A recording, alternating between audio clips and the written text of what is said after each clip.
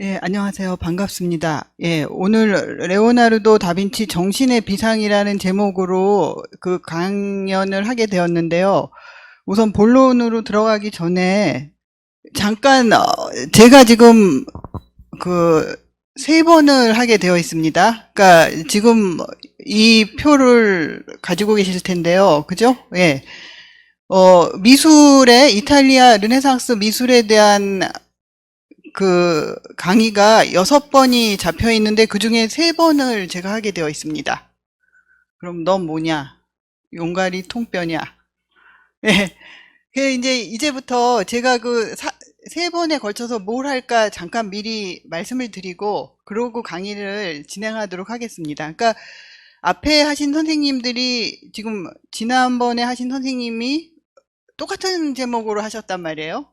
네. 그리고 또 요 다음번에는 미켈란젤로 고난을 딛고 예술혼을 피워 올리다. 요게 중간에 들어있고, 그 다음에 제가 또 똑같은 제목으로 한단 말이에요. 이 제목은 제가 안 정했습니다, 사실은. 네. 그래서 저는 이제 이 다른 선생님들은 그 한 예술가, 그죠? 레오나르도 다빈치면은 레오나르도 다빈치, 뭐 미켈란젤로면 미켈란젤로, 이렇게 그 한 사람에 대해서 주로 그 사람의 뭐 생애 작품 뭐 이렇게 자세히 다뤄 주시는 걸로 제가 알고 있고요. 예, 지난번에 하신 선생님도 제가 잠깐 봤더니 예, 그렇게 하신 것 같고요. 저는 이제 이거를 전부 전체를 둘러싼 예, 사회 상황, 왜 어떻게 해서 누가 도대체 이런 예술을 수요를 했으며, 그죠? 예. 그러니까 쉽게 말하면은 누가 이런 예술에 돈을 댔으며, 그죠? 그리고 예술가들은 이 그 돈을 댄 사람들, 후원자라고 하는데요. 경제학에서 용어로 하자면은 예술 수요자라고 할 수가 있고, 그죠? 예, 예술 수요자라는 말이 좀 생소하면은 보통 일반적으로는 후원자라는 예, 말을 많이 쓰는데 그럼 후원자하고 예술가는 또 어떤 관계를 맺고 있고, 그죠? 예, 그런 것이 예술에는 또 어떻게 영향을 미쳐서 예, 이런 작품을 탄생하게 했는가? 예, 이게 다릅니다, 그죠? 예, 그래서 그런 예술이라는 하나의 좀 독특한 성격의 재화라고 할 수가 있는데요, 그죠? 예, 요 재화의 생산을 둘러싼 예, 그 사회 경제적 배경에 대해서 저는 말씀을 드리겠습니다.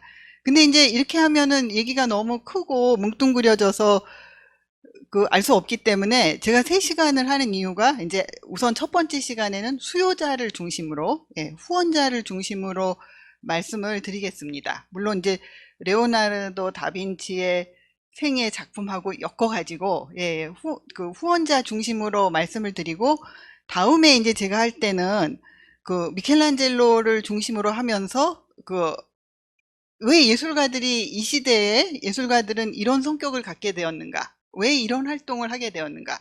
이 사람들의 처지는 어떠했는가? 예, 이런 걸 중심으로 예술 생산자를 중심으로 말씀을 드리겠습니다. 그리고 제일 마지막 시간에는 그 라파엘로를 중심으로 이제 이러한 앞에 2시간에 걸쳐서 했던 예, 이런 관계들, 이런 예술가의 지위들, 이런 것들이 이런 또 후원자의 어떤 그 성격, 특수함, 계급적 성격 이런 것들이 작품에 어떻게 영향을 미쳐서 왜 이런 작품이 탄생하는가 예, 요렇게 그 나눠서 예, 그 설명을 드리도록 하겠습니다. 됐죠? 예. 자, 그래서 다음으로 넘어가도록 하겠습니다. 자, 그럼 우선 예, 약간 인트로덕션으로 예, 레오나르도 프랑스에서 죽다. 예, 레오나르도는 자, 보도록 하겠습니다. 예, 생애를 좀 간단히 다루고 넘어가겠습니다. 레오나르도 다빈치는 1452년에 빈치라는 데서 탄생을 했습니다. 그래서 이름이 레오나르도 다빈치입니다. 빈치에서 태어난 레오나르도. 아마 이 시대부터 성을 쓰기 시작했던 것 같습니다. 예, 그래서 이렇게 집이 남아 있습니다. 이 빈치라는 데는 지금의 우리 토스카나 지방이라고 하는 데고요. 토스카나 지방은 그 피렌체를 둘러싼 예, 도 같은 거를 토스카나라고 합니다. 그러니까 당시에는 요 토스카나 지방이 전부 이 피렌체 공화국이었습니다. 예, 지금은 피렌체 그러면은 그냥 피렌체 도시, 피렌체 시를 가리키지만은 당시에는 요 피렌체 공화국에 속한, 예, 그러니까 피렌체 사람이죠. 레오나르도 다빈치는 생가가 박물관으로 되어 있습니다. 예. 자, 그래서 1466년경에 그 메로키오라는 그 미술가의 공방에 도제로 들어갑니다. 예. 이때에는 뭐 지난 시간에도 좀 들으셨는가 모르겠는데 예술가가 되려면은 그 장인의 공방에 들어가서 그 도제 훈련을 받아야 했습니다. 요새는 미술가가 되려면 어떻게 합니까? 요새 내가 미술가가 되고 싶다. 그럼 미대, 그죠? 예, 요새는 대학에 가야죠. 옛날에 제가 물어봤더니 어떤 학생이 학원에 가야 돼요. 예, 학원에 가는 것도 맞습니다. 예, 미대 가려면 학원에 가야죠. 예. 자, 이때는 그 공방에 들어갔습니다. 14살에 들어갔으니까요. 그죠? 1452년에 태어나서 1466년에 들어갔으니까 14살이란 말이에요. 그죠? 그러니까 이때 다른 그 통상적인 경우에 비해서 좀 늦게 들어간 겁니다. 예, 대개 한 8, 9살. 그러니까 오늘날로 말하자면은 한 초등학교 3, 4학년 되면은 공방에 들어갔습니다. 그러니까 그때 되면은 자기의 그 직업이 결정이 되는 거예요. 이때 사람들은. 근데 이제 레오나르도 다빈치는 왜 이렇게 늦었냐 하면은 레오나르도 다빈치가 아버지가 그 법률가입니다. 공증인이고 그 법률을 하는 사람인데 뭐 요새도 법률가가 되면은 되려고 뭐 판사, 검사, 변호사 되려고 그죠? 예, 그 열심히 뭐 고시 공부를 하고 예, 하죠. 이때도 법률가는 지금보다도 더 뭐 지위가 높았으면은 높았죠. 예, 그래서 아버지가 꽤 지위가 높은 사람입니다. 근데 이제 레오나르도 다빈치는 이 그 정식 아들이 아니고 서자였습니다. 예, 그래서 이제 서자니까 옛날에는 이 아버지의 직업을 물려받습니다. 그러니까 아버지가 공증인이면은 아들도 공증인, 아버지가 미술가면은 아들도 미술가, 이런 식으로 직업을 물려받는데요. 레오나르도 다빈치는 아버지가 미술가가 아니었단 말입니다. 그리고 공증인이었는데, 그러니까 원래 정식 아들이면은 이 레오나르도도 그 직업을, 아버지 직업을 이어받았어야 하는 건데 서자이기 때문에 직업을 이어받지 못하고 이제 미술가가 된 겁니다. 예, 근데 이제 서자로 비록 태어나기는 했지만은 이 아버지가 아직 결혼도 하기 전에, 그러니까 총각일 때 그 자기 집 하녀하고 아기를 낳은 거예요. 그래서 이 집에서는 이게 첫 아들이고, 뭐 당시에는 그런 일이, 지금은 그러면 안 되겠지만은, 그죠? 예, 당시에는 이런 일이 흔했기 때문에 별로 뭐 이렇게 창피하거나 이렇게 생각하지 않았고, 이 레오나르도를 굉장히 귀엽게 키웠다고 합니다. 할아버지랑 전부 우리 첫 손자라고 해가지고 귀엽게 키우고, 집이 잘 사니까 그때도 집이 잘 살면은 인문 교육을 시킨 겁니다. 그죠? 예, 그러니까 기술 교육을 시킬 생각을 안 하고 처음에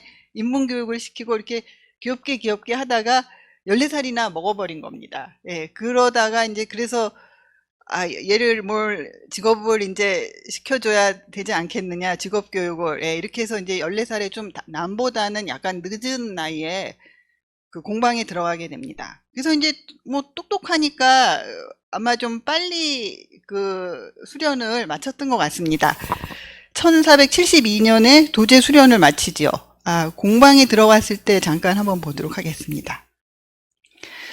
예, 이게 베로키오가 만든 다비드라는 그 조각 작품인데요. 이게 아마 레오나르도 다빈치를 모델로 하지 않았을까, 이런 추측이 제기되고 있습니다. 그러니까 요맘때 공방에 들어갔고 한 요 정도 나이에 지금 소년이었거든요. 그러니까 공방에 요 도제로 들어온 애들 중에 이쁜 애가 있으니까 아마 모델로 하지 않았을까. 예, 학자들이 그렇게 생각합니다. 그 레오나르도가 되게 그 문헌에 따르면은 잘생겼다고 합니다. 예, 굉장히 예쁜 소년이었고 나이 들어서도 잘생겼었다고 합니다. 그래서 아마 예, 한번 상상해 보십시오.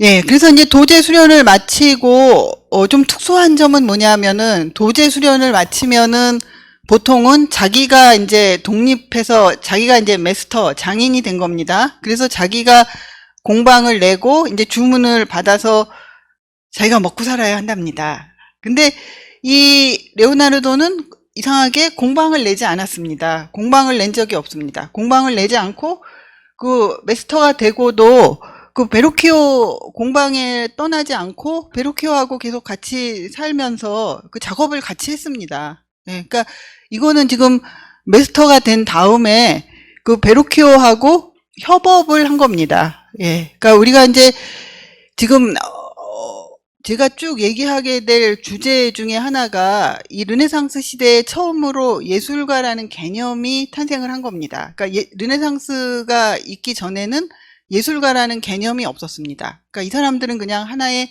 장인, 다시 말하면은 기술자였습니다. 그러니까 이 사람들이 공방에서 그 협업을 하는 게 전혀 이상한 일이 아니었습니다. 예, 그러니까 그 이전의 작품들은 우리가 미술관에 가면은 이제 우피치 그런 데 가면은 이런 베로키오니 뭐 그런 사람들 그림이 쭉 있습니다. 그러면 우리가 그 앞에 가서 이제 거기 명포 꼬리표를 보고 이거는 베로키오가 그렸대. 그렇구나. 끄떡끄떡. 하지만은 이 르네상스 이전의 초기의 그림이라는 거는 대개 그 공방에서 여러 사람이 협업을 했을 가능성이 많습니다. 그러니까 정확하게 말하면 베로키오가 아니라 베로키오 공방의 작품인 거죠. 예, 그런 것들이 많습니다. 자, 어쨌든 그래서 이때 뭐 이렇게 천사를 뭐 잘 그렸다는 둥 그런 얘기는 하신 것 같습니다. 그죠? 예. 예, 이때 이 마스터 자격을 따고 직후에 그린 그런 작품입니다. 수테고지. 예, 이때부터도 정말 좀 뛰어난 거는 알 수가 있습니다. 그죠? 예, 초기의 그림도. 예, 이때 초기에 그렸던 그림 중에 하나가 이 지네브라 데 벤치. 예, 이 벤치라는 사람이, 이 메디치가의 이 사람도 법률 자문하는 사람이었기 때문에 아버지가 그 주문을 따다 준 걸로 되어 있습니다. 그러니까, 당시에는 아직 미술 시장이라는 게 없습니다. 그죠? 보통 사람들이 미술을 뭐 알지도 못하고 살 수 있는 능력도 안 되고 이때에는 후원자, 그죠? 예, 누군가가 귀족이나 돈이 많은 사람들이 주문을 하는 겁니다. 그죠? 예, 너 이것 좀 만들어 달라 이렇게 주문을 해서 작품이 생겨나는 겁니다. 그죠? 그러니까 이렇게 주문을 받으려면은 유력한 사람들을 잘 알고 있는 게 굉장히 중요했단 말입니다. 그러니까 아버지가 유력 인사니까 아버지가 이렇게 연줄연줄 아름아름으로 해가지고 이런 주문을 아들한테 이렇게 좀 힘을 행사해 준 거죠. 안 그러면은 지금 레오나르도가 아직 그 마스터 자격증을 딴 지 얼마 안 된 아직 새파란 애송인데 뭘 믿고 작품을 맡기겠습니까? 그죠? 예. 그래서 이제 이렇게 그렸던 이런 작품이 남아 있습니다.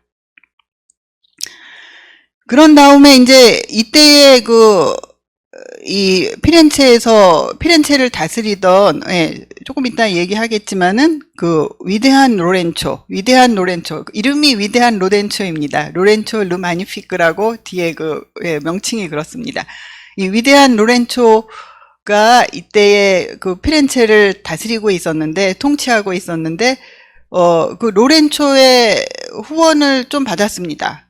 받았고, 이제 로렌초의 명에 따라가지고, 1482년에, 그러니까 지금 30살이 됐을 때, 밀라노로 가게 됩니다. 밀라노로 가게 돼서, 이때부터 밀라노의 스포르차 공작의 궁전에 들어가서, 스포르차 공작의 미술가로 일을 하게 되죠. 30살부터 한 16년, 만으로 16년, 횟수로 한 17년을 스포르차 공장 밑에서 일을 하게 됩니다. 왜, 이렇게 밀라노로 가게 됐느냐? 그거는 좀 이따 얘기하겠습니다. 후원자 얘기할 때. 일단 지금은 간단하게 생애를 얘기하고. 이때의 스포르차 공장 밑에 있을 때 그렸던 작품들입니다. 담비를 안고 있는 여인. 그 스포르차 공작의 보통 정부라고 그러는데 저는 그 단어가 쓰기 싫습니다. 그냥 애인이었던 겁니다. 예. 결혼하기 전에 이 아가씨하고 살았습니다. 이 아가씨를 성에 데려다가. 그리고 이제 정식으로 귀족 딸하고 결혼을 했기 때문에 이 아가씨는 딴 데 시집 보내고, 예. 잠시 이 성에서 같이 살았습니다. 아마 아름답고 총명한 그런 여인이었던 것 같고, 이 그림을 그렸을 때 옛날이니까 아직 10대죠. 예, 한 15살 이럴 이쁠 때입니다. 이 단비를 안고 있는 여인. 예. 그래서 이 그 스포르차 공작의 애인이었던 사람이고요. 이때 이제 스포르차 공장 밑에 있을 때의 가장 걸작이 뭐냐 하면은 바로 이 그 레오나르도 다빈치 최후의 만찬이죠. 그죠? 예, 이게 바로 이 스포르차 공장 밑에 있을 때 그 그린 작품입니다. 예, 이 최후의 만찬이 있는 데가 이 산타 마리아 델 그라치에 교회라고 있습니다. 밀라노에 가면은. 그러니까 이 교회가 스포르차 가문의 무덤이 있는 교회입니다. 예, 낙골당이 있는 교회입니다. 그래서 스포르차 공작이 특별히 이 교회를 잘 꾸며야 되겠다고 생각을 하고 그 레오나르도 다빈치를 시켜가지고 최후의 만찬을 그리도록 이렇게 한 겁니다. 예, 그래서 여기 이 교회에 이 작품이 있는 겁니다. 예, 제가 요 같습니다. 요 뭔가 요 앞에 같지 않습니까? 그죠? 예. 요 예약을 해야 합니다. 여기 이 그림을 보려면은요, 예, 예약을 해야 합니다. 한 번에 들어갈 수 있는 인원수가 한 20명인가 제 기억에 25명 뭐 얼마 안 됩니다. 왜냐하면 작은 방에 이렇게 최후의 만찬이 있기 때문에 한 요 정도 방보다도 이렇게 좁죠. 예, 요 정도 방 정도밖에 안 됩니다. 그러니까 한 20, 30명밖에 한 번에 못 들어가고요. 그거를 미리 이제 인터넷으로 이렇게 예약을 해가지고 이제 가서 기다리고 있는 겁니다. 이게 2018년인데 너무 더워가지고 그늘이 딱 여기밖에 기둥 옆에 여기밖에 없어서 기다리고 있는 중입니다. 예. 예, 그래서 들어가서 예쁜 척하고 찍어 보았습니다. 예. 근데 이제 이걸 보여주려는 게 아니라 사실은 이걸 보여드리는 이유는요. 여기 사람이 있으면은 이게 굉장히 좀 높은 위치에 저 그림이 있습니다. 그러니까 우리가 이 레오나르도가 이거를 그릴 때 아래에서 이렇게 위로 올려다보는 이 시선을 염두에 두고 그것까지 감안을 해가지고 그래서 이렇게 그 그림을 그린 겁니다. 예. 그리고 여기 보면은 여기 제자들은 지금 발이 이렇게 나와 있는데 지금 이 부분이 없어졌습니다. 원래는 여기 예수님도 발이 있었습니다. 근데 이게 나중에 여기다가 이렇게 문을 내느라고 예수님 발을 잘라 버렸습니다. 이렇게 좀 훼손이 된 거죠. 옛날에는 이런 개념이 없었습니다. 이거를 그대로 이렇게 원작대로 보존을 해야 된다는 그런 개념이 없이 그냥 무개념 해가지고 그렇게 작품이 훼손되는 경우가 종종 있습니다. 이게 자세히 보면은 여기 위쪽에는 스포르차 가문의 이렇게 문장도 있고 이렇게 뭐 이 작품 얘기만 해도 길지만은 넘어가겠습니다. 근데 이제 이 스포르차 공작이 망합니다. 이 자기가 이 당시 정세가 굉장히 사실은 복잡한데요. 이 사람이 이 나폴리 왕국을 치려고 프랑스 군대를 끌어들였다가 결국은 프랑스의 밀라노가 망하게 됩니다. 이 프랑스가 들어와가지고 이 이탈리아 반도를 완전히 휘젓고 다니고 밀라노도 결국은 망하게 됩니다. 이 스포르차 공작이 몰락해서 쫓겨나게 됩니다. 그래서 레오나르도도 졸지에 실직자가 된 거죠. 자기가 모시던 공작이 쫓겨났으니까, 그죠?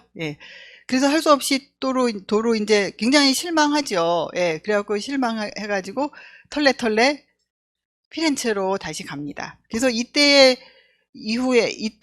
그 1499년이니까 레오나르도는 지금 나이가 몇 살입니까? 47, 8 이렇게 됐단 말입니다. 그죠? 그러면은 당시의 개념으로 지금 50이 거의 다 된 나이면은 이제 거의 노년에 접어든 겁니다. 그죠? 예, 뭐 지금도 50 됐으면은 이제 중년을 넘어, 뭐 그래서 요새는 좀 약간 젊어지긴 했지만은, 예, 어쨌든 이때의 개념으로는 상당히 이제 나이를 많이 먹었고, 레오나르도도 이 이후에는 그래가지고 이렇게 딱 이렇다 할 후원자를 잡지를 못합니다. 그래서 이 사람 저 사람 밑에서 잠깐씩, 예, 굉장히 여러 사람을 거칩니다.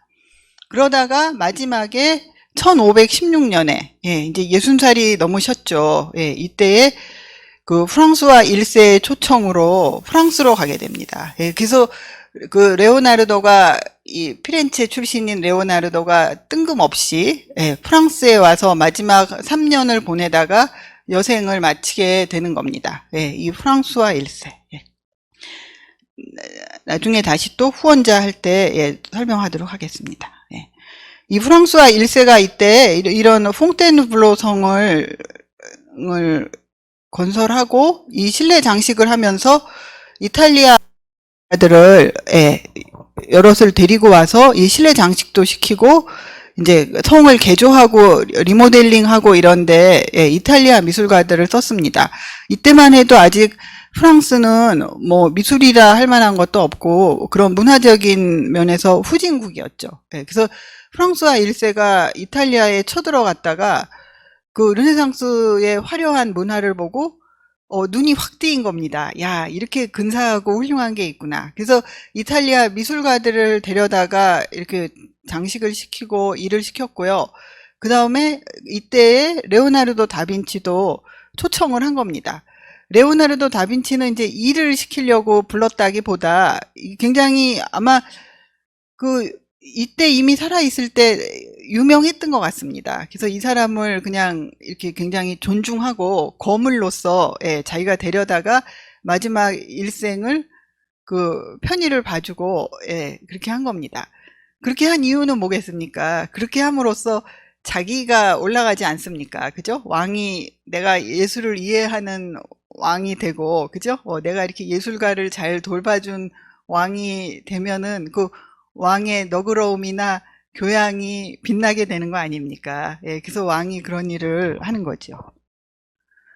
예, 그래서 데려다가 그 프랑스의 중부지방에 가면은 이 루아르 강이 있고 아마 아실 겁니다. 이 루아르 강변에 고성들이 엄청나게 많이 있습니다. 그러니까 이 프랑스와 1세, 그러니까 지금 한 16세기 초 그 이전에는 왕이라는 게, 프랑스 왕이라는 게 별 볼 일이 없이 그냥 여러 영주 중에 한 명이었고요.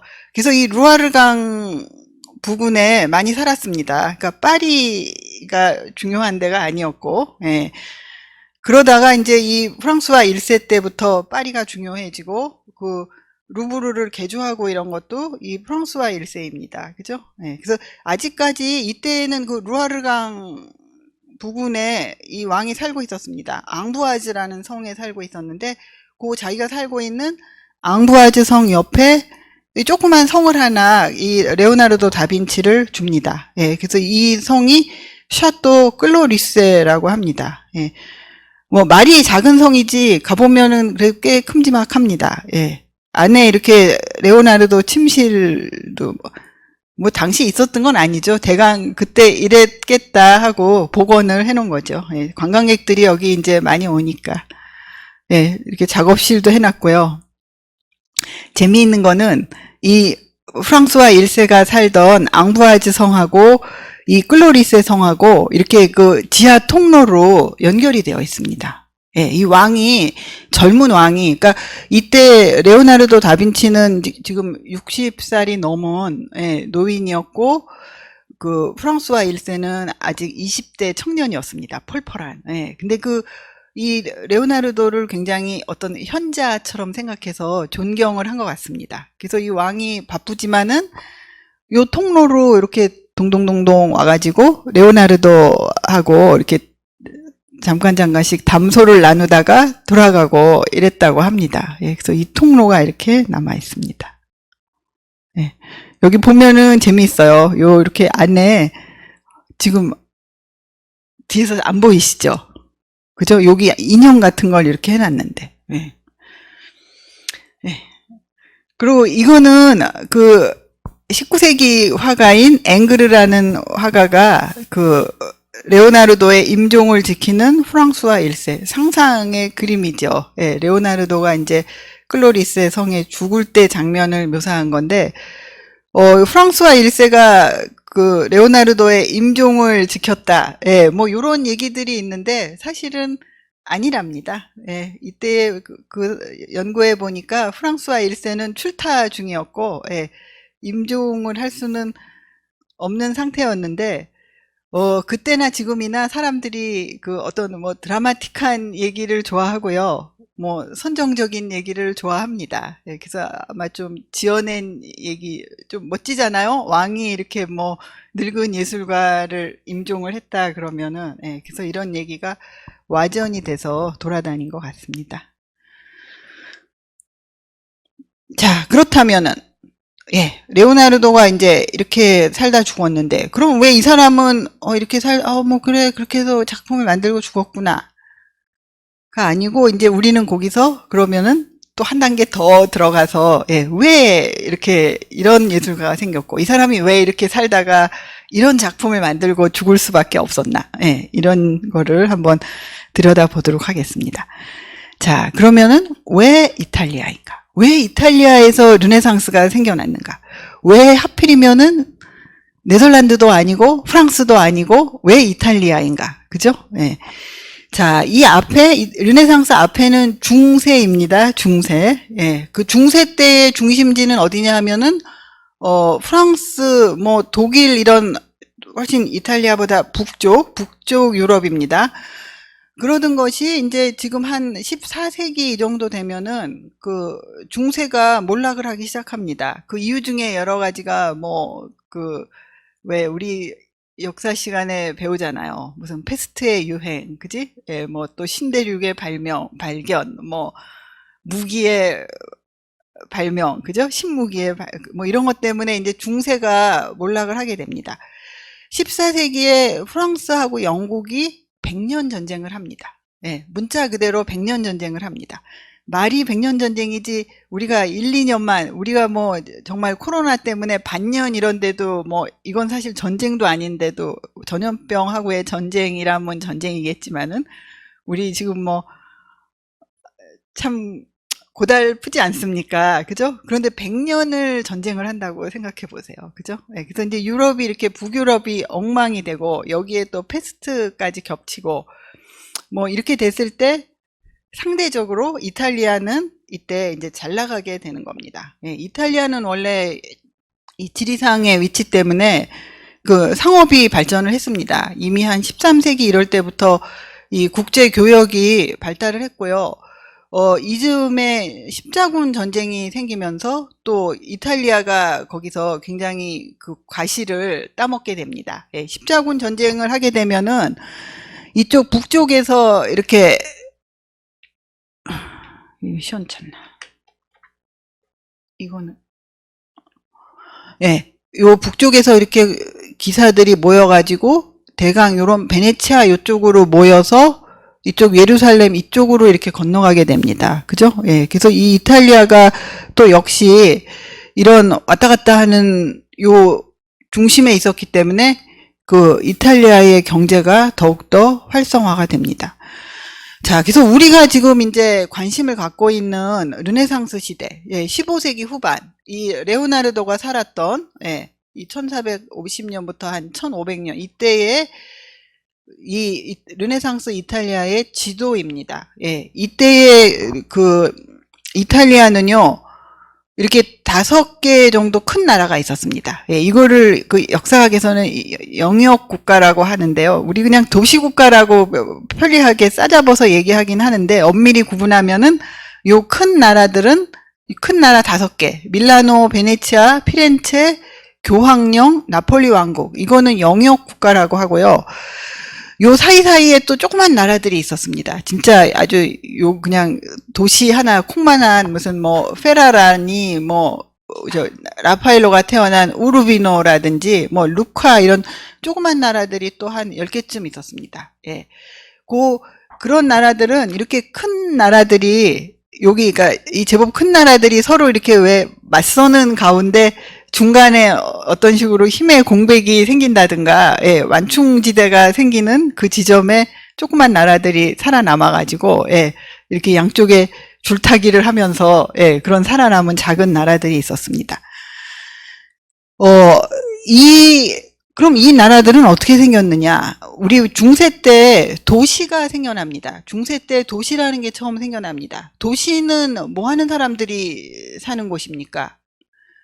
중세는 농업사회인데 그 중세 후반부터 상공업에 종사하는 사람들이 생겨나고 이 사람들이 모여서 산 곳이 도시입니다. 그죠? 그래서 이 도시가 왜 성벽으로 뭐 둘러쳐져 있어서 예, 이 부르주아라는 말이 거기서 나온 거죠.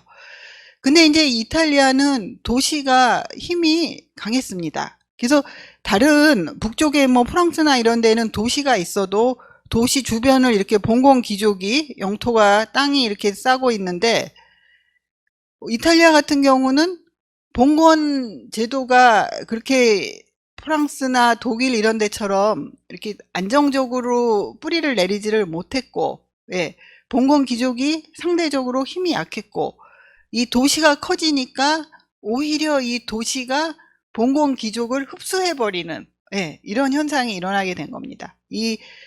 이 말하자면은 이 도시에 메디치 일가 같은 사람들도 사업을 하던 사람들이었는데 이 사람들이 뭐 봉건 귀족하고 이렇게 결혼을 하고 이러면서 자기네들이 어떤 새로운 신흥 귀족, 도시 귀족이라고 하는데 예, 그런 신흥 귀족층을 형성을 하면서 봉건 귀족을 오히려 흡수를 해버린 이런 상태입니다. 예.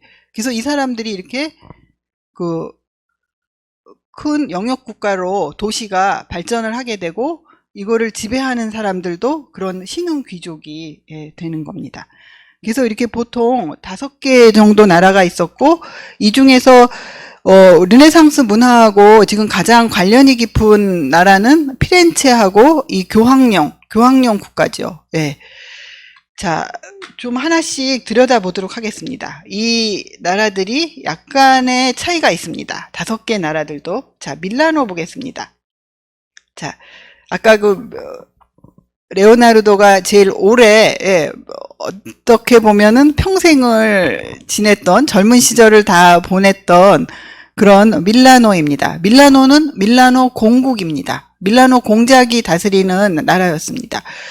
이 스포르차 가문을 처음 연 예, 프란치스코 스포르차하고 그 부인의 이 부부 초상화입니다. 예, 옛날에는 이렇게 부부 초상화를 각각 다른 패널에 그려가지고 이렇게 마주보게 했습니다. 재미있는 걸 알려드릴까요? 항상 남자는 이쪽에 오른쪽을 봅니다. 우리가 그 오른쪽이라는 게 그 말이 예, 우리 오른쪽 우 그리고 왼쪽 좌파 우파 뭐 이렇게 하는데 그 뜻이요. 불어 같은 경우에 오른쪽이라는 거는 이 느로아 옳다 옳은 바른 우리도 왜 바른 손이라고 하지 않습니까? 오른손을 그죠? 왜 바르다 이쪽이 맞다 라이트 예, 영어에서도 라이트 그죠? 예. 그런 의미가 있고 이 좌는 사람들이 옛날부터 그 싫어하는 거예요. 그래서 이쪽은 불어에서도 고슈라는 게 서투르다 그런 의미가 있습니다. 예, 그 단어 자체로. 근데 이거를 우리도 왜 왼쪽이라는 거의 말에는 그 뭔가 왼쪽 틀어졌다라든가 그런 의미가 있습니다. 그죠? 예. 그래서 남자는 오른쪽을 보게 되어 있습니다. 네, 옛날에는 남성 위주 사회니까, 그죠? 그리고 여자는 항상 왼쪽을 보게, 예, 그래서 이렇게 이쪽에 항상 남자가 가게 돼 있고, 예, 이렇게 되어 있습니다. 예, 자, 이 스포르차 궁전에, 이제 이 사람의 아들입니다. 이 루도비코 스포르차. 보셨습니까? 아까 그 그림에?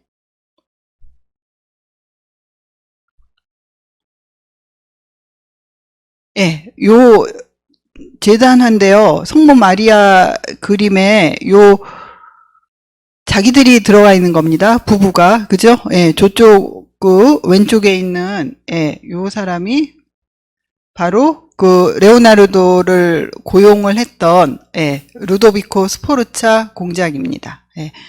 그러니까 지금 예, 이 사람이 스포르차 가문을 연 예, 이 아버지고요. 이제 이 아들이죠. 예. 아이고. 예, 이 루도비코 스포르차 밑에서 레오나르도가 있은 겁니다. 이 밀라노는 그 주력 산업이 갑옷, 무기 같은 거를 제조하는 이런 금속 제조업하고 그 다음에 견직물 제조업이 있었습니다. 이 밀라노 대성당이 레오나르도가 있었을 때 한창 그 공사 중이었습니다. 예, 한창 공사 중이었습니다. 굉장히 화려하고 큰 성당이고 이 밀라노는 약간 좀 성격이 그런 전제군주의 성격을 지니고 있었습니다. 예, 이 스포르차 가문이 그 힘이 강했고 그 다음에 굉장히 좀 뭐라고 해야 할까? 좀 무섭다고 해야 할까? 예, 폭력적이라고 해야 할까? 이렇게 좀 전제적인 성격이 강했습니다. 예. 예, 그래서 이렇게 거창한 궁전을 짓고, 예, 그 다음에 이렇게 자기 궁정 미술가로서 레오나르도 이런 사람들을 거느린 겁니다. 예.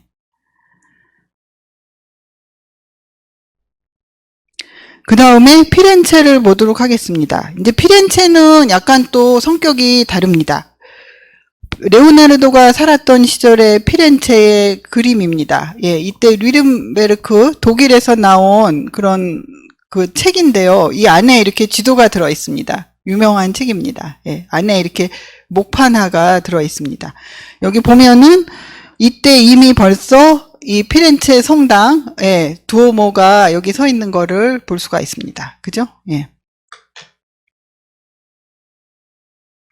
예, 이 메디치가의 통치 시대를 연 피렌체를 다스린 메디치가의 통치 시대를 연 코시모 데 메디치입니다. 예, 이 사람 때부터 이제 이 메디치가가 대를 이어서 그 피렌체를 다스리게 됩니다. 예. 근데 이제 이 사람들의 성격이 그 메디치가의 성격이 그 르네상스 문화를 많이 그 말하자면은 정의를 하게 됩니다.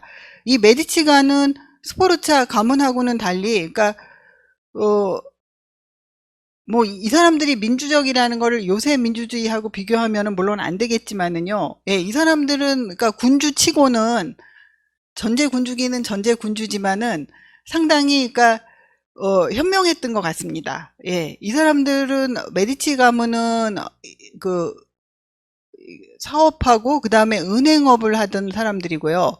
그러니까 이런 사업가이기 때문에 이 사람들은 어떤 그 지식을 가진 사람들이 중요하다는 거를 알았던 것 같습니다. 그래서 그런 학자니 예술가니 이런 사람들을 굉장히 말하자면 거의 동등하게 대접을 잘 해줬고요.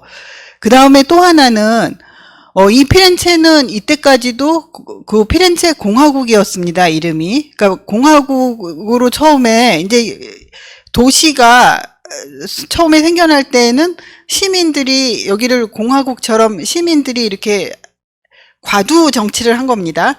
그러다가 이제 도시가 커지고 국가가 되고 이러면서 그 힘이 센 어떤 가문들이 생기고, 그죠? 그러면 이 힘이 센 가문들이 내가 이 권력을 집어삼켜야 되겠다, 이런 생각이 들겠죠. 예. 그래서 이 유력한 가문들끼리 서로 피터지게 싸웁니다. 예. 그렇게 싸워가지고 최종적으로 승리를 거둔 게 메디치가란 말입니다. 근데 이제 메디치가가 이렇게 대를 이어서 이 피렌체를 통치하게 됐지만은 이 메디치는 현명하게도 자기의 위치를 잘 압니다. 자기가 이렇게 이제 장악을 하게 됐지만은 자기가 왕이 아니라는 거를 잘 알고 있습니다. 그리고 자기의 어떤 권력의 기반은 시민들의 지지라는 거를 알고 있습니다. 예, 이 사람들은 왕이 아니기 때문에 본질적으로 공화국에서 출발한 거기 때문에 시민들의 지지가 있어야 합니다. 그죠? 예, 그래서 시민들의 지지가 자기의 권력을 유지하는데 굉장히 중요하다는 사실을 명확하게 알고 있습니다. 예, 그러니까 그런 점에서 현명했던 거죠. 그래서 이 메디치 가문은 자기를 내세우지 않습니다. 자기를 내세우지 않고 이 사람들이 굉장히 돈을 많이 들여가지고 이 피렌체 시를 아름답게 만들고 근사하게 만드는데 기부를 굉장히 많이 하고 돈을 굉장히 많이 씁니다. 근데 자기를 내세우는데 쓰지를 않습니다. 그러니까 그 피렌체에다 돈을 이렇게 기부하고 이런다는 거는 그러니까 간접적으로 사실은 자기를 내세우는 거죠. 그러면은 시민들이 어떻게 생각하겠습니까? 아, 우리 도시가 이렇게 좋아졌는데 아, 이게 다 메디치 가문이 돈을 쓰고 이래서 이렇게 된 거야. 이거를 알면은 저절로 존경이 메디치 가문으로 모이겠죠. 자연스럽게. 그죠? 예. 그러니까 어떻게 보면은 굉장히 더 고도의 전략을 구사를 한 겁니다. 그러니까 스포르차 공작은 저렇게 궁전을 세우고, 예, 권력이 있으니까 내가 뭐 여기 국가의 돈을 자기가 써서 뭐 성도 의리의리하게 짓고, 그죠? 예, 이렇게 했는데 그 메디치 가문은 그런 걸 하지 않았습니다. 그러니까 변변한 초상화 하나가 없습니다. 예, 이게 바로 그런 메디치 가문의 성격을 말해주는 거고요. 또 그런 어떤 합리적이고 민주적인 그런 이런 메디치 가문의 후원자의 성격 때문에 그런 르네상스 문화가 꼽히지 않았나 이렇게 생각이 됩니다. 그러니까 이때 사실 거의 비슷한 조건이었는데 밀라노도 굉장히 잘 살았습니다. 잘 살았는데 피렌체가 유독 더 문화적이었던 이유가 어떤 이런 거를 기반으로 했다는 그런 생각이 듭니다.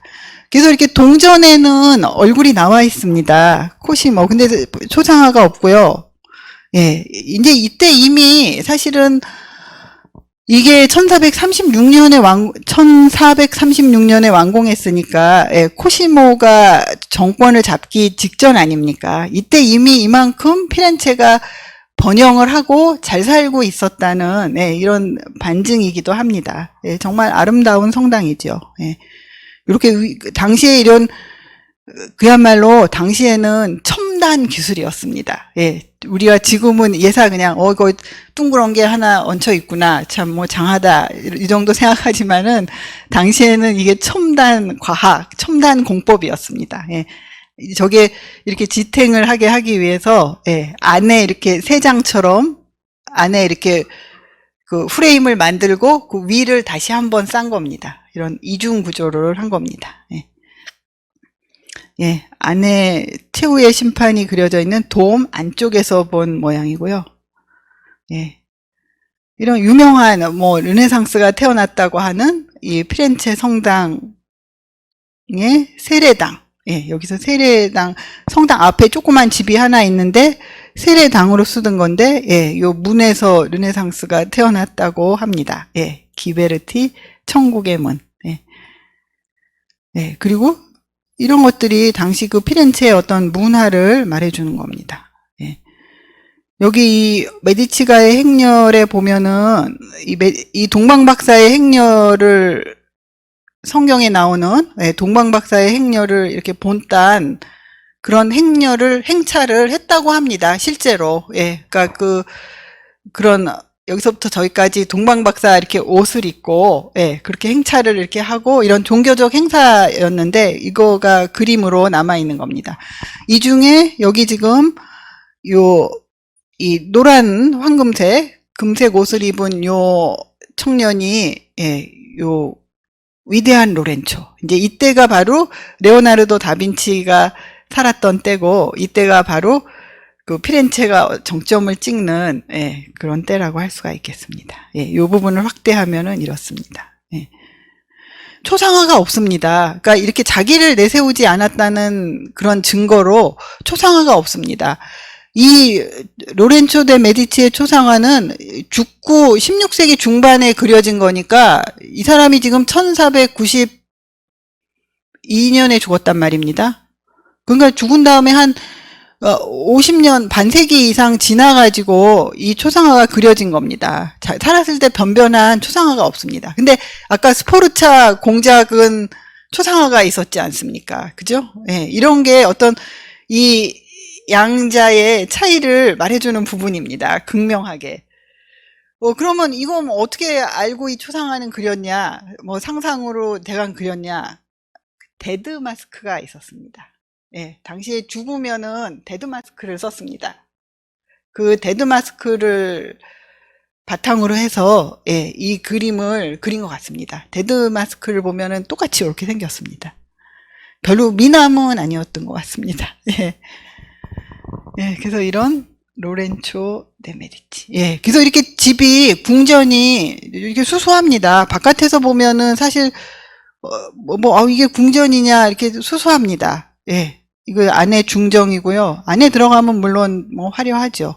아까 그 동방박사의 행렬이 바로 요 예배당 안에 여기 요 벽에 있는 겁니다. 예, 요 팔라조 메디치, 그러니까 메디치 궁전 그 안에 조그만 예배당이 있고 그 예배당의 벽화에 그 아까 동방박사의 행렬이 있는 겁니다. 아까 요 그림. 예, 요 그림이 그 교회의 조그만 예배당에 있는 겁니다. 사실은 개인 집에 예배당을 하면은 안 되었는데, 예, 특별히 요 메디치이기 때문에 특별히 요 예배당을 허가해줘가지고 여기 예배당이 있는 겁니다. 그리고는 이렇게 궁전이 없이 굉장히 그 빌라가 많이 있습니다. 여러 채가 이렇게 흩어져 있는 작은 그런 집들이 많아서 그냥 여기저기 자기 좋을 때 가서 옮겨 다니면서 예, 살고 이랬던 것 같습니다.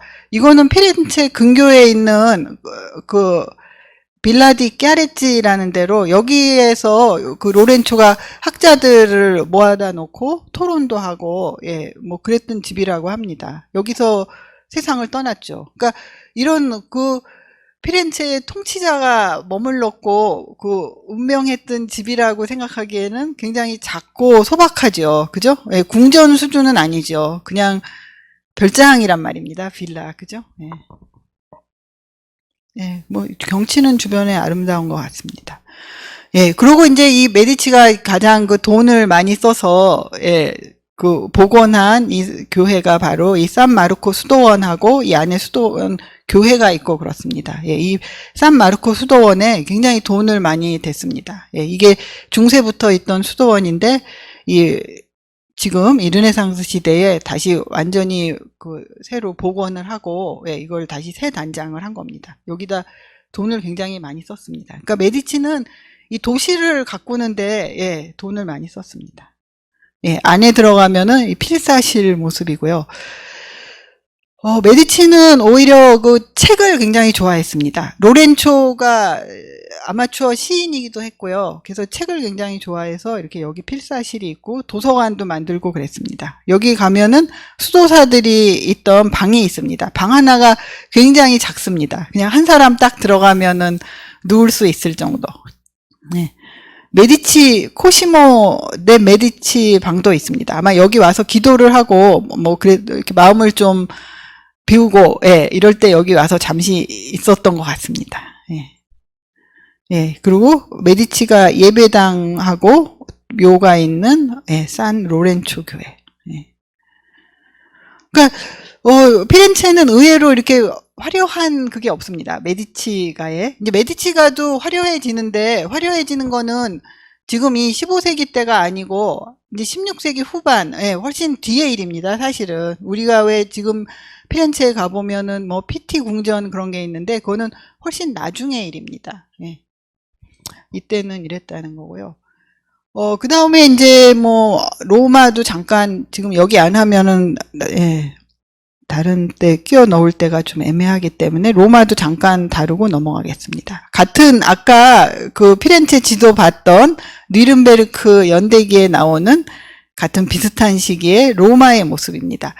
이 로마의 모습은 피렌체에 비해서도 이때는 아직 훨씬 더 말하자면은 뭐 별 볼 일이 없습니다. 아직 성 베드로 성당도 없고요. 이게 아마 성 베드로 성당이 세워지기 전에 있었던 그 마질리카라고 하는데 그 사원이 있었던 게 이건 것 같고요. 이 산타안젤로 성은 알아볼 수가 있네요. 예. 그리고 아직 별로 뭐가 없었습니다. 이때 로마는, 그러니까 이 13세기 뭐 이럴 때 교회가 분열이 돼가지고 아비뇽하고 로마에 교황이 2명이 있었던 때도 있었고, 하여튼 교황청의 그 지위가 굉장히 땅에 떨어졌다가 이때에 이제 이 교황들이 나타나면서 이때에 잠깐 몇십 년 동안 이 르네상스가 일어나게 되는 겁니다. 로마의 르네상스가. 그러니까 이 알렉산더 6세가, 그러니까 이 세 사람은 모두 다 참 성직자의 개념하고는 들어맞지가 않습니다. 율리우스 2세는 무슨 장군 같은 사람이고요. 알렉산더 6세도 그런 책략가, 그리고 왜 무슨 이런 마키아벨리적인 그런 정치가지, 성직자라고 생각하면 안 됩니다. 어쨌든 이런 단호한 교황들, 이런 좀 이 범인이 생각하기에는 무시무시한 이런 사람들이 나와가지고, 이 주변에 이제 말 안 듣는, 교황령 주변에 말 안 듣는 조그만 나라들을 이렇게 힘으로, 복속을 시키고, 로마도 정비를 하고, 뭐, 예술가들을 데려다가, 건축도 하고, 뭐, 그림도 그리게 하고, 이러면서 로마를 근사하게, 만든 겁니다. 로마 르네상스를 일으키는 거죠. 이 로마 같은 경우는 재원이 없었습니다. 그러니까 밀라노는 아까 금속류하고 뭐 견직업 이런 게 있었고, 피렌체는 잘 살았던 게 뭐 견직물업도 있었고, 모직물업도 있었는데, 피렌체는 유리한 게 뭐냐면은 금융업을 했습니다. 은행업. 이 교황의 재산을 관리하는 이 금융업을 독점을 해가지고, 이게 그야말로 알토란 같은, 피렌체를 이렇게 포실하게 해주는 그런 재원이었습니다.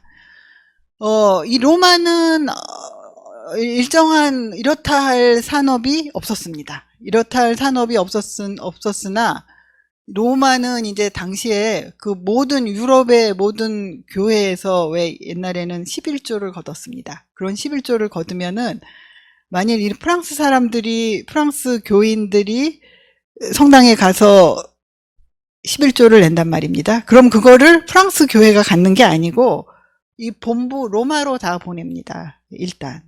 그래서 이런 식으로 했기 때문에 로마는 당시 유럽의 모든 교회로부터 말하자면 일종의 세금을 거둔 셈이고요. 그 다음에 또 하나는 이제 면죄부를 팔았습니다. 면죄부를 옛날부터 팔았습니다. 중세부터. 요때 특별히 판 게 아니고 중세부터 팔았는데, 이제 요때에 이런 건축 사업을 일으키고 돈이 많이 필요해지면서 이제 면죄부를 더 열심히 팔아라. 세일즈를 열심히 해라. 이렇게 이제 독려를 하다가 여기서 사단이 난 거죠. 자, 어쨌든 요 알렉산더 6세로 시작해서 이 율리우스 2세가 바로 라파엘로와 미켈란젤로를 데려다가 교황청을 단장하고 시스티나 예배당 천장화를 그리게 하고 그런 사람이 바로 이 율리우스 2세입니다. 그리고 그 다음에 레오 10세. 레오 10세는 아주 라파엘로를 넘나 좋아했죠. 그래서 이때가 로마의 르네상스 시대라고 할 수가 있겠습니다. 이때 여기 로마에 가면은 바질리카 산타 마리아 마조레라는 교회가 있는데요. 이 교회는 천장이 금으로 되어 있습니다. 금으로. 당시 스페인의 금이, 스페인이 남미를 지배하면서 금을 엄청나게 그야말로 들여오거든요. 그 금이 스페인의 이사벨라 여왕이 이 알렉산더 6세한테 선물한 금으로 이렇게 천장에 이렇게 바른 겁니다. 호화스럽게. 그리고 시스티나 예배당, 바티칸 교황궁의 라파엘로의 방. 이게 웃기죠. 사실은 교황의 율리우스 2세의 방인데 임자는 율리우스 2세인데 라파엘로가 나중에 유명하고 예술가가 칭송을 받게 되다 보니까, 예, 라파엘로 방이 된 겁니다. 내가 우리 집에 김 사장님 데려다가 그 인테리어를 시켰는데, 나보다 그 김 사장님이 훨씬 유명하게 돼가지고, 예, 나중에 그 방에 김 사장님 방 이렇게 된 이런 경우입니다. 재미있죠. 그죠? 예. 자, 그리고 이 성 베드로 성당. 예, 이게 뭐 하나의 정말 참 건축을 짓는 거는 업적이기도 하고, 예. 그리고 집을 짓는 건 또 망하는 어떻게 보면 지름길이기도 합니다. 이거를 짓느라고, 예, 이게 그냥 밑빠진 독처럼 여기 돈이 많이 들어갔기 때문에 그 면죄부를 독려를 하게 되고, 그죠? 예, 이러면서 이제 종교 개혁이 일어나는 그런 어떤 빌미를 제공한 그런 건축물이기도 합니다. 예. 자, 이제 그렇다면은, 예, 그럼 이제 왜 이탈리아에서 르네상스가 일어났는가도 이야기했고, 그 다음에 밀라노, 피렌체, 로마가 약간씩 성격이 다른 것도 말씀을 드렸습니다. 그러면은 다시 레오나르도로 돌아가서, 예, 레오나르도 다빈치의 후원자들입니다. 예, 후원자들. 예, 여기 위대한 로렌초. 예, 그리고 그 다음에 이 스포르차 공작을 제일 오래 모셨고, 예, 그 다음에 이 체사레 보르자, 알렉산더 6세의 아들입니다. 교황이 아들이 있었습니다. 예, 예. 그 교황의 서자, 체사레 보르자도 잠깐 모셨고, 그 다음에 이제 프랑스 사람입니다. 밀라노를, 이 스포르차 공작을 몰아내고, 이 밀라노를 지배했던, 예, 이 프랑스 왕족입니다. 예. 그리고 이 사이사이에도 또 잠깐씩 모셨던 사람들이 한 두어 명 더 있습니다. 예. 그 나눠드린 유인물에 보면은 뭐 루이 12세도 있고 잠깐씩 하여튼 여러 사람을 모셨습니다. 그리고 마지막에 이 줄리아노 데 메디치는 아까 봤던 그 레오 10세의 교황 레오 10세의 동생입니다. 예. 그래서 이제 이 레오 10세의 동생이니까 레오나르도가 뭔가 그 로마에서 자기가 뭐 일을 맡을 수 있지 않을까 이러고 로마에 가는데 이때는 이미 레오나르도가 늙었고, 예. 그리고 그래서 별로 이렇다 그러니까 일을 주기는 좋습니다. 그때 교황청에서 일을 주기는 했는데 그 일이 그렇게 레오나르도의 성에 차지 않았던 것 같습니다. 그래서 이렇게 자기 자존심에 안 맞으면 하고, 예, 이렇게 아마 공방을 열지 않았던 것도 그랬던 것 같고요. 정말 뭐 내가 이거 아니면은 먹고 살 일이 없다 하면은 공방을 열어야 되지 않겠습니까? 근데 공방도 안 열고 뭐 빈둥빈둥하고 맨날 좀 약간 그런 점이 있습니다. 그러니까 이때도 자기가 썩 원하는 일을 맡지 못하고 이제 로마에서 약간 빌빌하다가 이미 후배들이 치는 겁니다. 젊은 라파엘로, 예, 미켈란젤로 이런 사람들이 훨씬 더 지금 중요한 일을 맡고 있고, 그래서 그 빌빌하다가 이 프랑스와 1세가 초청을 하니까 프랑스로 가게 되는 겁니다. 예. 이 프랑스와 1세는 이때에, 그러니까 이 이탈리아는 여러 이렇게 도시들로 나눠져 가지고 지금 서로 막 싸우기도 하고 정세가 굉장히 복잡했는데 이제 16세기가 되면은 프랑스가 이제 떠오르게 됩니다. 그러니까 아까 맨 처음에 얘기했듯이 그 100년 전쟁이 이제 끝나고, 예, 프랑스 같은 경우는 그러는 동안에, 그리고 이제 왕이 점점 힘이 강해지게 됩니다. 예, 그런 중세의 여러 이렇게 영주들로 나뉘어져 있던 군웅할거하던 이런 게 붕괴가 되면서 중세가 몰락을 하면서 점점 그 다음에 프랑스 같은 경우는 그런 절대 왕권 시대가 열리는 겁니다. 중앙의 왕을 중심으로 왕이 권력을 지니는 이런 중앙 집권 국가가 되는 겁니다. 그래서 이런 중앙 집권 국가가 된 이런 프랑스를 이렇게 작은 여러 개의 도시 국가로 나누어져 있는 이탈리아가 이기지를 못하게 되는 겁니다. 그러니까 잘 나가던 것도 사실은 어떻게 보면은 다 한때입니다. 예, 그러니까 15세기에는 이탈리아가 잘 나갔지만은, 예, 이탈리아는 중앙 집권을 못한 겁니다. 예, 중앙 집권을 못하니까 그 이후에 이탈리아는 빌빌빌빌 점점 이렇게 내리막길을 걷게 돼서 왜 19세기 이런 때 보면은 이탈리아 역사가 참 한심하지 않습니까? 예, 나라는 막 그 19세기 이런 때는 이탈리아가 자기 주권이 없었습니다. 예, 이런 한심한 지경에 처하게 되는 겁니다.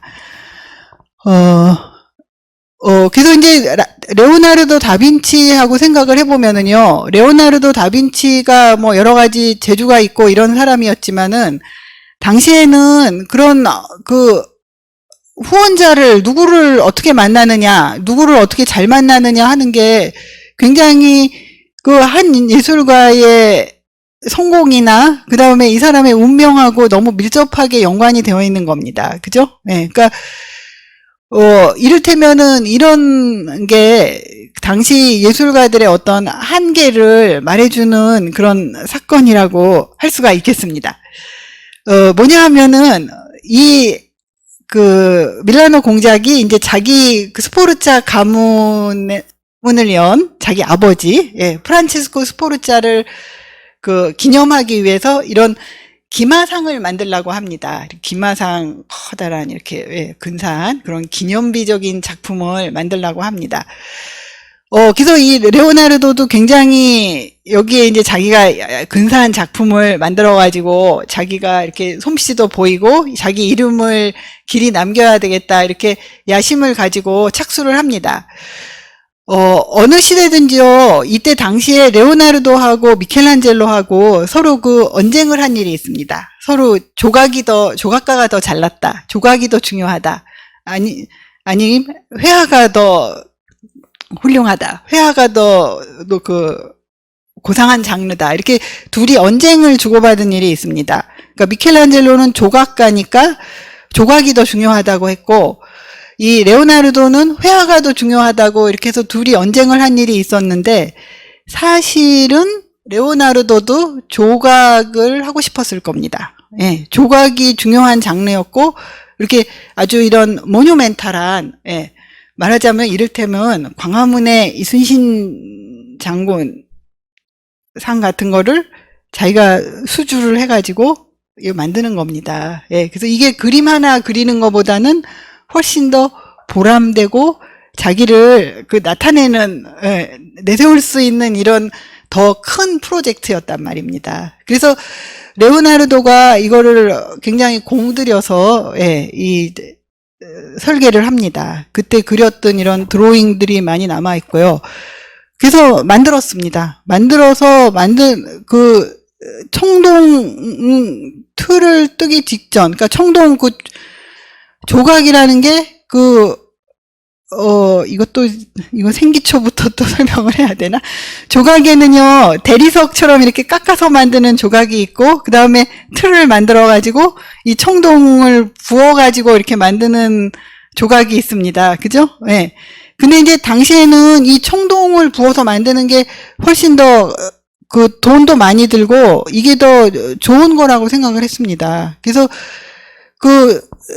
이제 이 틀을 만들기 위한 석고로 이렇게 만들어갖고 이제 거기 틀을 만들어서 청동을 부으면 되는데 그 단계까지 갔습니다. 근데 이 밀라노 공작이 전쟁을 하느라고 이 기마상 만들라고 주었던 청동을 도로 뺏어다가, 예, 무기 공장으로 보내버리고 맙니다. 예. 참 옛날에는 생산력이 부족했던 거죠. 뭐 지금 같으면 동상은 동상대로 만들고 무기는 무기대로 만들면은 될 텐데, 그때는 그만큼의 생산력이 안 된 겁니다. 예. 실제로 미켈란젤로도 저런 청동 조각상을 만든 적이 있는데 전쟁통에 녹여서 사라졌습니다.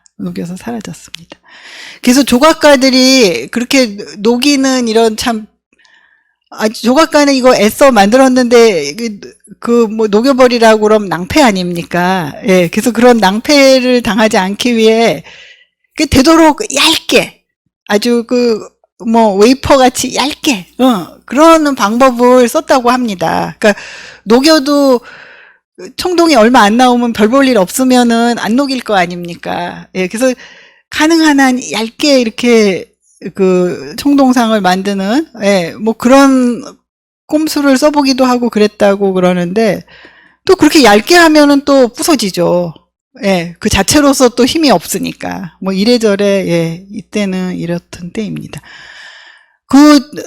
이 석고로 만든, 그러니까 그 틀은 남아 있었습니다. 남아 있다가 그 프랑스 군인들이 쳐들어와가지고, 야, 이건 뭐냐 하고, 예, 부숴버렸습니다. 장난삼아. 그런 일이죠. 그것만 남아 있었으면은 그 청동을 만들 수가 있죠, 사실은. 예. 그래서 이런 게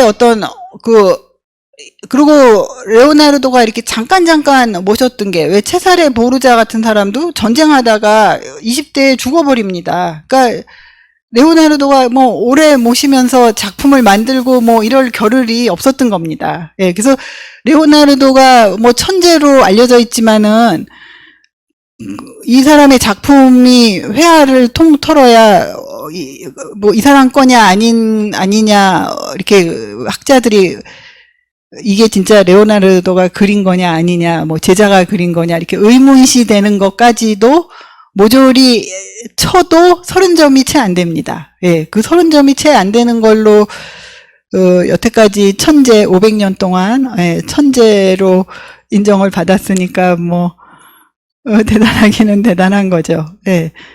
근데 그렇게 작품이 적었던 이유도 아니 이걸 시켜줘야지 만들 거 아닙니까? 그죠? 예. 뭔가 작품이 적을 수밖에 없는 겁니다. 안정적으로 이렇게, 만일 레오나르도가 무슨 뭐 루이 14세 같이 이렇게 한 반세기 동안 한 자리에 있으면서, 그죠? 예, 안정적으로 이렇게 정치를 하고 안정적으로 정권을 유지했던, 예, 이런 그 후원자 밑에 있었으면은 훨씬 더 여러 가지 풍부한 작품들을 만들었겠죠. 예. 근데 그러지 못했던 이유가 바로 이렇게 이때에는 그런 어떤 후원자를 누구를 만나느냐. 후원자가 예술을 잘 이해하고 예술가를 대접해주는 사람을 만나느냐. 뭐 이런 거하고도 관계가 있고, 후원자가 또 금방 뭐 몰려나가지고 자리를 잃고 뭐 후원자가 목이 잘린다거나 뭐 죽는다거나 이러면은 그 밑에 있던 예술가는 또 그냥 그대로 하루아침에 실업자가 되든가 뭐 운명이 바뀌게 되는 겁니다. 실제로 그 밀라노 공작을 모시든 같이, 레오나르도하고 같이 모시든 그런 미술가 중에는 프랑스군이 들어왔을 때 이 목이 달아난 사람도 있습니다.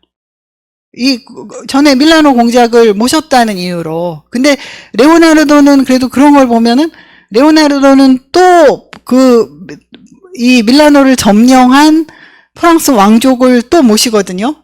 그런 거를 보면은 레오나르도가 어떻게 보면 처세를 잘했는가, 아니면은 뭐 이 훌륭한 재주를 인정을 받았는가, 뭐 그런 점에서 또 맞고 얘기하면은 뭐 운이 좋았다고도 할 수가 있죠. 예, 심한 경우는 주인이 바뀌면 목이 달아나는 일도 흔히 있었단 말입니다.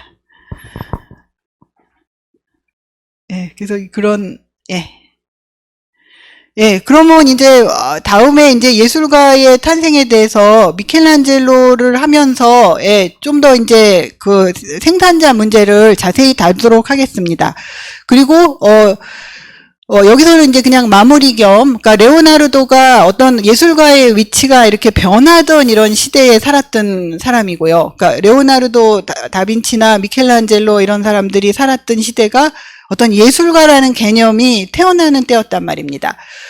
레오나르도 자신으로 본다면은, 그러니까 이때에 지금 그러니까 미술가가 장인을 벗어나서, 기술자라는 지위를 벗어나서 예술가로 발돋움하는, 예, 그런 시대였고요. 그러기 위해서 예술가 자신들도 굉장히 노력을 많이 합니다. 자기네들이 비록 처한 위치에서지만은, 이를테면은 굉장히 어떤 자기네들이 하는 일을 이렇게 과학적으로 하고 학문적으로 하려고 애를 씁니다. 예. 그러니까 자기들이 하는 일이 학문이다. 예. 지적인 일이다. 이런 거를 굉장히 강조하려고 하고, 예, 그런 당시 르네상스의 과학자나 뭐 인문학자들이 받아들인 알아낸 이런 성과들을 자기들이 하는 그런 미술 작업에 응용을 하려고 굉장히 노력을 합니다. 그래서 이때 나온 게 바로 이런 원근법, 예, 이 최초로 원근법 사용된 그런 작품이고요. 마사초의 선원근법, 기하학적 원근법이라고 합니다. 우리 왜 이렇게 소실점이 딱 생기는 거, 그죠? 예.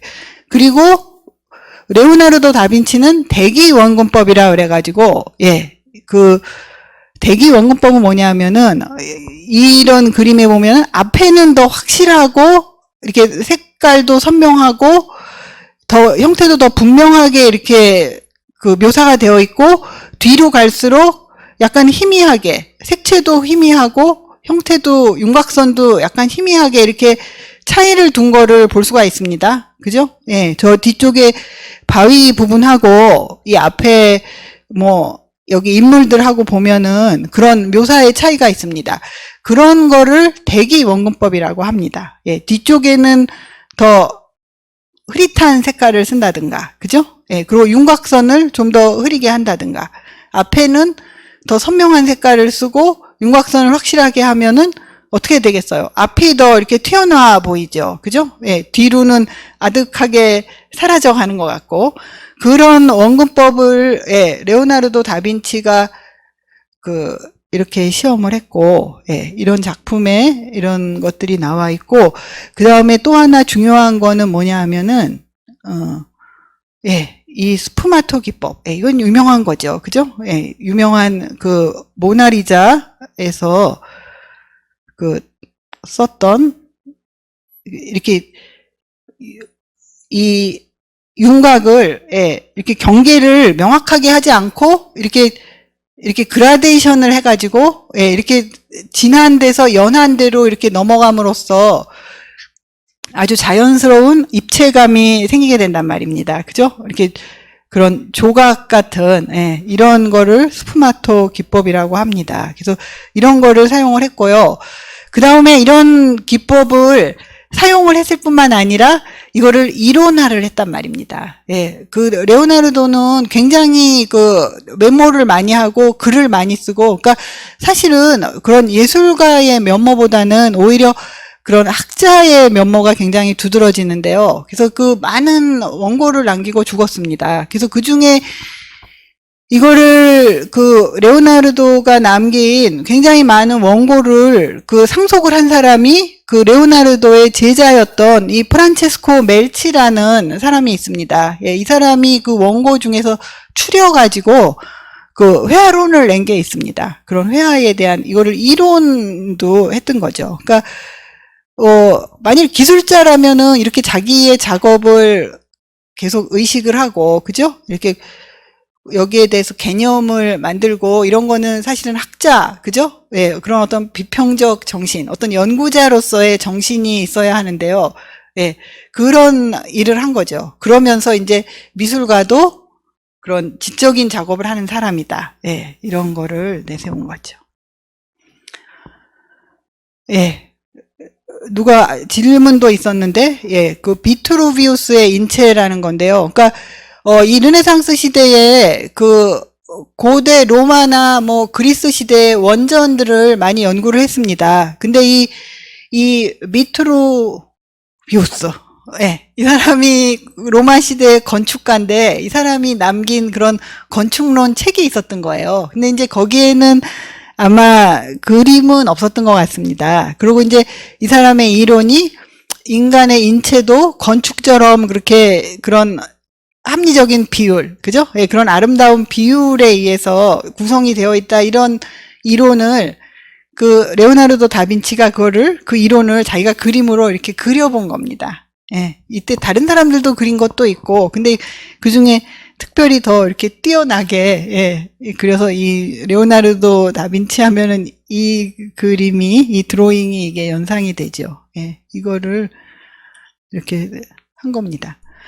굉장히 어떤 학문적인 관심이 그런 학구적인 열정이 있었던 것 같습니다. 이 루카 파촐리는 밀라노 공작의 궁에 같이 레오나르도하고 같이 있었던 수학자입니다. 예, 이 사람하고 같이 굉장히 친했습니다. 그래서 이 사람으로부터 그 기하학을 에 대한 관심을 얻었고 이 사람한테 많이 배우기도 했고 그런 기하학을 이렇게 피리 꽂히는 그런 계기가 되기도 했습니다. 이 사람이 루카 파촐리가 수학책을 썼는데 거기에 레오나르도 다빈치가 사파를 그렸습니다. 그래서 이런 도형 그리기 어려운 건데 이런 기하학적 도형을 그려 넣은 게 있습니다. 그 책은 1498년경에 완성이 됐고, 그러고는 이제 1499년에 밀라노 공작이 이제 몰락을 하는 거죠. 그래서 뭐 뿔뿔이 흩어지고, 책은 1509년에 프랑스에서 출판이 되었습니다. 앞으로, 뭐, 얘기는 이제 다 됐고요. 지난번에 제가 미리 질문 주신 거에서 질문도 얘기가 거의 됐는데, 요거 하나만 하고, 마치도록 하겠습니다. 이 동굴의 성모 누가 질문하셨었는데요. 이 동굴의 성모는 밀라노에 있을 때 한 교회를 위해서 제작한 겁니다. 종교하니까 교회를 위해서 제작한 건데요. 이거는 판본이 두 개가 있습니다. 루브르가 있고 그 내셔널 갤러리, 영국 런던의 내셔널 갤러리 판본이 있습니다. 이쪽 루브르 소장품을 그렸는데 이게 이 주문자들 마음에 안 들었던 것 같습니다. 그래서 다시 또 하나 그린 게 이쪽 오른쪽에 내셔널 갤러리 소장본입니다. 이 내셔널 갤러리 소장본은 아마 제자들이 좀 손을 많이 댄 걸로 알고 있습니다. 왼쪽 거는 거의 레오나르도가 그렸고 차이점을 보여드리겠습니다. 그 차이, 디테일이 좀 색조도 그렇고 전반적으로 이쪽이 색조도 확실하고 좀 다른데 디테일을 하나 보면은 이 부분이 특히 다릅니다. 천사가 다릅니다. 천사가 이 루브르 판본은 이렇게 손으로 가리키면서 굉장히 야릇한 시선으로 어딘가를 보고 있습니다. 저 시선이 의미하는 바는 뭐냐? 저 손은 왜 어디를 가리키고 있는 거냐? 좀 굉장히 의문을 품게 만드는 그런 그림인데 아마 이게 좀 너무 독특하다고 생각했는지 그 교회 관계자들 그 마음에 들지가 않았습니다. 그래서 새로 나중에 제작한 거는 천사가 시선이 좀 애매하죠. 어디를 보고 있는 그냥 좀 눈을 내리깔고 좀 보다 겸손한 시선을 하고 있고요. 저 문제가 되었던 저 손도 없앴습니다. 손이 그냥 이렇게 가려져 있는 걸로. 그래서 사실은 루브르 소장본이 멋진 거죠. 멋진 거죠. 제 얘기는 여기까지, 뭐, 이걸로 마무리하고, 또, 이제, 다음 주에 제가 와서 생산자 얘기를 하도록 하겠습니다. 고맙습니다. 한 10분 정도 휴식을 취하고요. 3시 한 40분쯤이 되겠네요. 오늘 조금, 느슨하게 진행이 됩니다만, 그때 토론 이어가도록 하겠습니다.